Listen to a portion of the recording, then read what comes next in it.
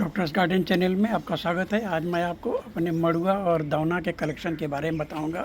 मड़ुआ की दो प्रजातियां उत्तर भारत में पाई जाती हैं, होती हैं 3-4 प्रजातियां जो कि और कहीं दक्षिण भारत में होती हैं, लेकिन इधर उत्तर में भारत में 2 प्रजातियां होती हैं। एक में गुच्छे में फूल आते हैं, इस तरह से देखिए, इस तरह से गुच्छे में फूल आते हैं, इस तरह से,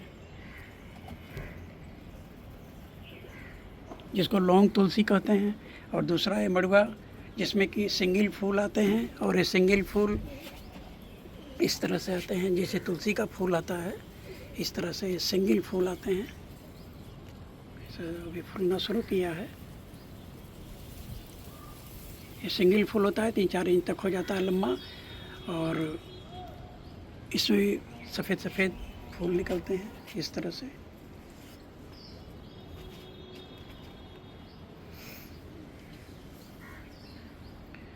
इनमें बहुत तीव्र गंध होती है, और इसके सेवन के लिए जैसे बच्चों के पेट में अगर इन्फेक्शन हो या कीड़े पड़ जाएं तो मड़ुए की चटनी बनाकर या पीस करके रस निकाल करके 3 से 5 दिन तक देने से, खाली पेट में देने से फ़ायदा होता है।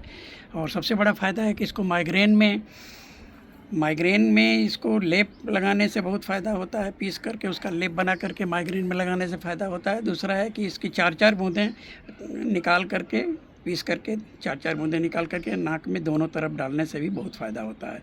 मुंह से अगर दुर्गंध आती है, मसूड़ों में सूजन है, तो उसमें भी ये बहुत फ़ायदा, चबा करके खाने से फ़ायदा करता है। इसको चाय की तरह भी ले सकते हैं, उबाल करके ले सकते हैं, और चबा करके भी खा सकते हैं।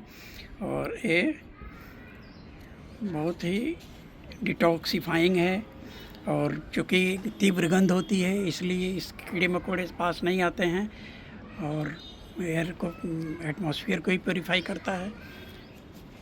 इसके मुंह से दुर्गंध में तो फ़ायदा करता ही है, और प्रोपगेट बीजों से होता है। बीज जहाँ गिर जाते हैं, जैसे इस गमले से उस देखिए वहाँ बीज गिरा था तो वहाँ भी हो गया, प्रोपगेट हो गया। इस तरह से प्रोपगेट होते रहता है। दूसरा है दौना। ये दौना है। दौना और मड़ुआ में लोग को कन्फ्यूजन हो जाता है। इस तरह के पत्ते इसके होते हैं दौना के, और मड़ुआ के पत्ते इस तरह से तुलसी की तरह से पत्ते होते हैं।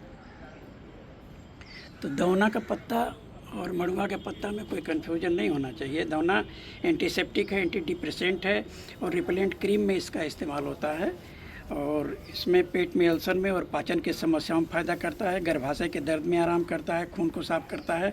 इसके बीजों और फूलों से स्टीम डिस्टिलेशन करके, कर्नाटका वगैरह में खेती करते हैं, और स्टीम डिस्टिलेशन करके तेल निकालते हैं। उस तेल का जो परफ्यूमरी में बहुत इस्तेमाल होता है, और इस रिपेलेंट क्रीम के, कीड़ों के लिए रिपेलेंट क्रीम के रूप में इस्तेमाल होता है। और इसको पत्तियों को पीस करके घाव पर लगाया जाता है, उसमें फ़ायदा करता है। पानी में उबाल कर पिया जाता है, पत्तियों को चाय में डाल करके पिया जाता है। पाचन की समस्याओं में बहुत फ़ायदा करता है। अगर अपच है, पेट में अल्सर है, या गर्भाशय में दर्द में भी बहुत आराम करता है। इसको लगाने के लिए इसकी टहनी को तोड़ करके मिट्टी में गाड़ देने से लग जाती हैं। 4-5 टहनियाँ लगे, सब की सब लग जाती हैं। बहुत हार्डी प्लांट होता है। एक प्राकृतिक सुरक्षित उपाय है, फिर भी स्वास्थ्य समस्या में अगर इसको इस्तेमाल करना है तो किसी डॉक्टर या आयुर्वेदाचार्य की सलाह जरूर ले लेनी चाहिए। दौना मड़ुआ का बहुत धार्मिक महत्व है। इसे लोग पूजा में चढ़ाते हैं। माँ दुर्गा को ही चढ़ता है, उनको प्रसन्न करने के लिए। इसलिए मड़ुआ बहुत पवित्र माना जाता है, और इसकी तीव्र गंध के चलते भी माँ को चढ़ता है। बचपन में जब हम लोग छोटे थे, उस समय जब स्मॉल पॉक्स हुआ करता था, गांव लोगों को स्मॉल पॉक्स होता था, तो उसको देवी का रूप, माता का रूप माना जाता था स्मॉल पॉक्स को। तो माली को बुला करके गांव वाले जो है, जिनको माता निकलती थी, जिनको स्मॉल पॉक्स निकलता था, उनको इस फूल को, इसके पत्तों को और फूल को सुंघाते थे। माली को बुलाया जाता था, जो कि देवी माँ की पूजा करते थे, उनके द्वारा इसको सुनाया जाता था। बचपन में हमने देखा है। तो ये बहुत पवित्र पौधा है। आज भी पूजा पाठ में दुर्गा माँ को, या और भी शिव जी को, पार्वती को, माँ लक्ष्मी सरस्वती को ये चढ़ाया जाता है। ये बहुत प्रिय लगता है उन लोगों के लिए, और ये बहुत पवित्र पौधा है। धन्यवाद।